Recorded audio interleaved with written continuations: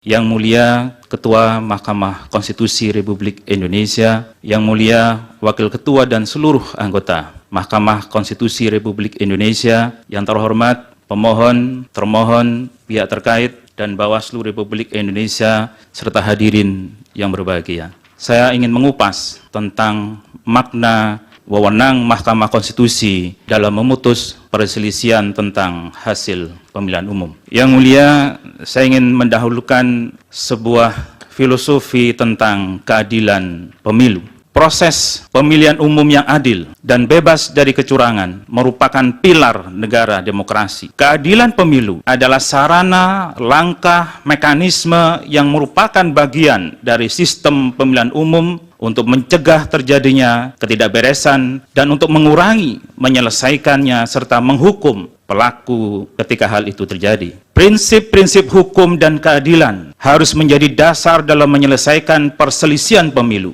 memastikan bahwa setiap proses pemilu dilakukan dengan integritas dan transparansi. Kepercayaan publik terhadap sistem pemilu adalah dasar dari demokrasi yang sehat, dan lembaga hukum memiliki peran kritis dalam memastikan bahwa setiap aspek pemilu dilaksanakan sesuai dengan standar hukum dan demokrasi yang tertinggi. Keadilan dan integritas pemilu harus dijaga bukan hanya untuk menghormati prinsip dasar kedaulatan hukum, tetapi juga tentang memastikan bahwa nilai-nilai demokrasi tetap terjaga. Keseimbangan antara perlindungan hak individu dan kebutuhan menyelenggarakan proses pemilu sangat penting untuk menjaga integritas proses pemilu, di samping juga menghormati kehendak rakyat. Sebelum mengupas makna dari frasa wewenang mahkamah, saya ingin mengidentifikasi dahulu frasa ini dalam perkembangannya. Dalam konstitusi, frasa yang digunakan adalah memutus perselisihan tentang hasil pemilihan umum. Kata tentang saya garis bawahi. Dalam Undang-Undang MK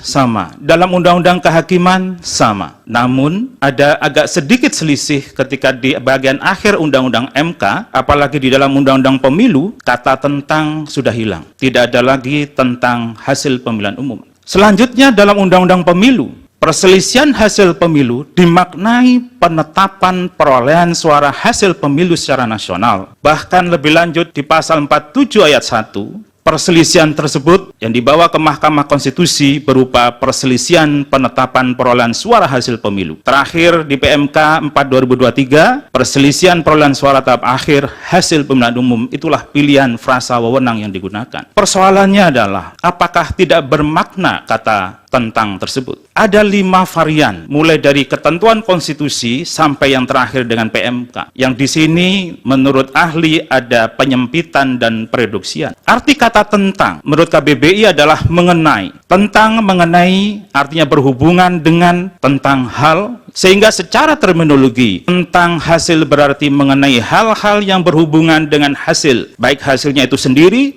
ataupun hal-hal lain yang berhubungan dengan hasil. Jadi tidak sebatas pada hasil itu sendiri. Hal-hal lain yang berhubungan dengan hasil adalah termasuk proses yang membuahkan hasil tersebut. Dengan dihilangkan kata tentang, maka artinya tereduksi, yakni hanya menunjuk pada hasil, tidak pada hal-hal yang berhubungan dengan hasil. Apalagi frasa kemudian berekdisis menjadi perselisihan penetapan perolehan suara hasil pemilu dan perselisihan perolehan suara tahap akhir hasil pemilihan umum, sehingga frasa wewenang Mahkamah Konstitusi perselisihan tentang hasil pemilihan umum dalam Undang-Undang Dasar 45 tidak dapat dikenali lagi. Apa kemudian maknanya? Seharusnya dengan kembali pada rumusan frasa wewenang sebagaimana pasal 24C ayat 1 Undang-Undang Dasar 45, makna yang lebih luas atau komprehensif dari hanya sekedar memutus perselisihan dengan tentang dicoret hasil pemilihan umum. Makna memutus perselisihan tentang hasil pemilihan umum menurut ahli adalah memeriksa dan mengadili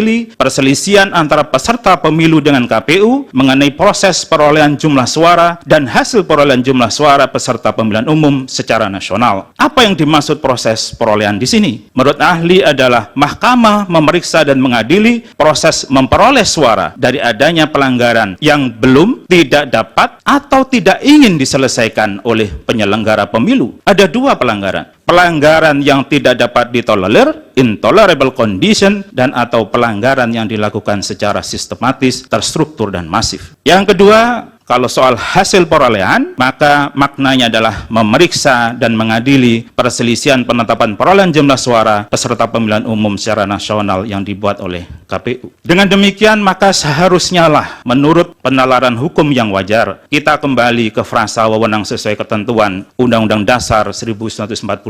Pertama, pelanggaran pemilu yang belum, tidak dapat, atau tidak ingin diselesaikan oleh penyelenggara pemilu dan tidak diputus oleh Mahkamah Konstitusi, maka hanya akan menunda keadilan yang akibatnya justice delay, justice deny. Yang kedua, Mahkamah adalah pengawal konstitusi. Mahkamah Konstitusi memutus perkara berdasarkan undang-undang sesuai dengan alat bukti dan keyakinan hakim. Mahkamah tidak boleh membiarkan aturan prosedural memasung dan mengesampingkan keadilan substantif. Bila hanya memutus hasil, maka peserta pemilu yang melakukan pelanggaran yang seberat-beratnya dan menang tidak akan dihukum. Ini bertentangan dengan azas nullus commodum capere potes, de injuria sua propria. Tidak boleh seseorang diuntungkan oleh pelanggaran yang dia buat dan tidak boleh seseorang dirugikan oleh pelanggaran yang dibuat oleh orang lain. Dan yang paling dalam adalah sumpah hakim Mahkamah Konstitusi. Dalam sumpah hakim ini, 2 kali Undang-Undang Dasar ditautkan. Yang pertama adalah memegang teguh Undang-Undang Dasar. Dan yang kedua, ketika menjalankan segala peraturan perundang-undangan dengan seluruh-seluruhnya, masih ada frasa menurut Undang-Undang Dasar. Sumpah ini kalau kita lihat berbeda dengan sumpah presiden sekalipun. Presiden dalam sumpahnya hanya disebutkan menjalankan segala undang-undang dan peraturannya dengan seluruh-seluruhnya. Tidak ada frasa sesuai atau menurut Undang-Undang Dasar. Yang mulia Majelis Mahkamah Konstitusi, kekhawatirannya adalah terjadi keadilan sesat, miscarriage of justice. Apabila dibangun legal reasoning bahwa cukup penyelesaian pelanggaran pemilu dan sengketa proses pemilu dilakukan oleh Bawaslu dan tertutup bagi cabang kekuasaan yudisial menjalankan peran check and balances, maka dalam perspektif electoral justice telah tercipta keadilan yang sesat, yang jauh dari keadilan. Rechtvaardigheid van beginsel. Bawaslu menurut Undang-Undang Pemilu adalah salah satu penyelenggara pemilu, cabang kekuasaan eksekutif, sehingga seharusnya bisa ditilik dan diimbangi oleh cabang kekuasaan lainnya. Kewenangan untuk memeriksa dan menjatuhkan rekomendasi sanksi oleh Bawaslu adalah dalam ranah memastikan penyelenggaraan pemilu sesuai undang-undang dan aturan pelaksanaannya, sedangkan Mahkamah menilai pelaksanaan pemilu sesuai dengan konstitusi. Yang mulia Majelis Mahkamah Konstitusi, kekhawatirannya adalah terjadi keadilan sesat, miscarriage of justice. Apabila dibangun legal reasoning bahwa cukup penyelesaian pelanggaran pemilu dan sengketa proses pemilu dilakukan oleh Bawaslu dan tertutup bagi cabang kekuasaan yudisial menjalankan peran check and balances, maka dalam perspektif electoral justice telah tercipta keadilan yang sesat, yang jauh dari keadilan. Rechtvaardigheid van beginsel. Bawaslu menurut Undang-Undang Pemilu adalah salah satu penyelenggara pemilu, cabang kekuasaan eksekutif, sehingga seharusnya bisa ditilik dan diimbangi oleh cabang kekuasaan lainnya. Kewenangan untuk memeriksa dan menjatuhkan rekomendasi sanksi oleh Bawaslu adalah dalam ranah memastikan penyelenggaraan pemilu sesuai undang-undang dan aturan pelaksanaannya, sedangkan Mahkamah menilai pelaksanaan pemilu sesuai dengan konstitusi. Sudah 10 menit, Oke. bisa dilanjutkan dengan pendalaman. Baik, masih yang mulia. Baik, silakan kalau ada pertanyaan dari tim kuasa hukum, pemohon. Terima kasih Yang Mulia. Sebetulnya sangat jelas, sangat crystal clear. Kami memahami semua yang dikatakan dan kalau dimintakan pendalaman, kami mungkin hanya satu pendalaman yang akan kami lakukan. Itu silakan Pak Lutfi. Terima kasih Yang Mulia. Dalam persidangan selalu dikatakan bahwasanya mahkamah itu hanya berwenang untuk memeriksa dan memutuskan soal hasil, soal outcome. Padahal kalau kita merujuk kepada konstitusi, pasal 22E, kemudian Undang-Undang Pemilu dan lain-lain, itu pemilu harus dilaksanakan dengan jujur dan adil. Dan kalau kita periksa di dalam konstitusi juga tidak ada kata kepastian hukum saja, yang ada adalah kepastian hukum yang adil. Dan kata yang mengandung unsur adil di dalam konstitusi itu ada 21 kali. Sementara hukum itu ada 18 kali. Itu artinya para pendiri bangsa itu mengutamakan keadilan. Pertanyaannya Pak Lutfi. Pertanyaan saya adalah, bagaimana menurut saudara apakah hanya Mahkamah Konstitusi ini hanya berwenang memeriksa soal hasil? Kalau hasil berarti katakanlah angka 10 dan 100 itu apa bedanya? Itu saya kira tidak bisa diperdebatkan lagi. Yang kedua, ada seorang pakar hukum tata negara, Yusril Iza Mahendra. Dia di dalam wawancara dan di berbagai media dia mengatakan bahwa putusan nomor 90 Mahkamah Konstitusi itu cacat hukum secara serius, bahkan mengandung penyelundupan hukum. Karena itu dia berdampak panjang putusan MK itu. Sebab itu saudara Yusril mengatakan, andaikan saya Gibran, maka saya akan meminta kepada dia untuk tidak maju terus pencawapresannya. Saya mohon tanggapan dari saudara. Dan yang terakhir, saya minta pendapat dari saudara tentang bahwa hakim MK itu dalam memutus perkara, dia itu rujukan utamanya adalah Undang-Undang Dasar 1945 dan keyakinan hakim. Dengan demikian, apakah undang-undang tidak menjadi penting bagi hakim Mahkamah Konstitusi? Karena dia adalah bukan hanya the guardian of Constitution, tapi dia adalah the guardian of Pancasila. Dikumpul dulu Pak An. Dari termohon ada pertanyaan? Satu pertanyaan tuh cukup. Terima kasih majelis, saudara ahli. Pertanyaan saya adalah, apa makna hasil pemilu menurut ahli bila itu dikaitkan dengan pasal 6A Undang-Undang Dasar 1945, kemudian pasal 411, kemudian pasal 404, kemudian pasal 416. Apa itu? Undang-undang apa itu? Undang-Undang Pemilu. Pasal 418, pasal 419, kemudian pasal 421, pasal 422, dan pasal 423 tentang pemilu. Pertanyaannya tentang apa makna hasil pemilu menurut ahli berdasarkan pasal 6A Undang-Undang Dasar dan pasal-pasal yang kami sebutkan di Undang-Undang Pemilu. Terima kasih. Baik, dari pihak terkait. Terima kasih Yang Mulia. Sebelum menanyakan, saya ingin mengklarifikasi ucapan Saudara Lutfi Yazid. Bisa dikontra dengan pertanyaan, mungkin dikontra Keberatan Yang Mulia. dengan yang lain.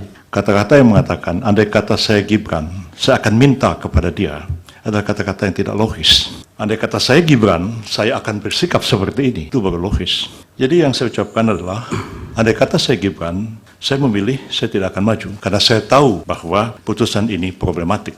Pertanyaannya Pertanyaan yang mendasar adalah kepada saudara ahli, adalah satu perdebatan yang tak berujung di dalam filsafat hukum. Ketika kita mencari keadilan dan kepastian hukum, kita tahu al-adalah adalah substansi daripada hukum itu sendiri. Tapi ketika kita berbicara dalam konteks penyelenggaraan negara, kita tidak mungkin mencari sesuatu yang tak berujung, tapi kita harus mengambil sebuah keputusan. Bahwa betul putusan 90 itu problematik kalau dilihat dari filsafat hukum, etik, dan lain-lain. Tapi dari segi kepastian hukum, putusan 90 itu jelas sekali. Pertanyaan saya kepada saudara adalah, ketika saudara menginginkan mahkamah ini lebih substansi membahas sesuatu sampai kepada keadilan yang hakiki, pertanyaannya sampai kapan kita akan menyelesaikan persoalan ini? Kita tahu dalam filsafat hukum persoalan keadilan dan kepastian hukum itu sesuatu yang sulit dipertemukan, tapi ketika kita dihadapkan kepada kasus yang konkret, menurut saudara, apakah kita harus berdebat tentang keadilan yang tak berujung, atau kita harus mengakhirinya dengan sebuah kepastian hukum? Demikian pertanyaan saya. Yang Mulia. Ya, satu pertanyaan Pak Fahri. Ya, terima kasih Yang Mulia.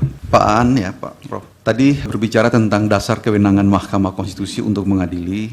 Tadi sudah disempitkan untuk ada berapa frasa di sini belum, tidak dapat atau tidak ingin gitu ya melaksanakan proses-proses yang barangkali seperti yang telah dikonstatir oleh saudara ahli tadi, sehingga dengan demikian mahkamah dipaksa untuk barangkali mengambil alih persoalan-persoalan seperti itu. Tadi menarik yang disampaikan oleh saudara ahli sepanjang menyangkut dengan bagaimana mengalirkan atau mengimplementir ketentuan pasal 22E, pemilu dilaksanakan dengan cara langsung, umum, bebas, rahasia, jujur, dan adil. Pasal 6, pasal 22E ketentuan ayat 6 mengatakan hal-hal yang berkaitan dengan pemilu diatur lebih lanjut dengan undang-undang. Yang ingin saya tanyakan kepada saudara ahli adalah dasar untuk membangun tafsir yang dikemukakan tadi. Tadi juga sudah disampaikan penyelesaian perselisihan umum tentang hasil pemilihan umum, tentang hasil ya. Tentang hasil itu sebenarnya bukan norma undang-undang, tapi norma konstitusi. Sebagaimana yang kita jumpai dalam ketentuan pasal 24C ayat 1 tentang hasil. Perdebatan akademik maupun politik juga menunjukkan tentang hasil pada saat itu. Jadi ingin saya tanyakan kepada saudara ahli adalah bangunan argumentasi yang dikemukakan pada hari ini itu didasarkan pada tafsir apa? Apakah original intent ataukah tafsir futuristik yang ingin dibangun untuk dikembangkan dalam persidangan ini? Mohon penjelasan. Terima kasih. Baik, dari Bawaslu.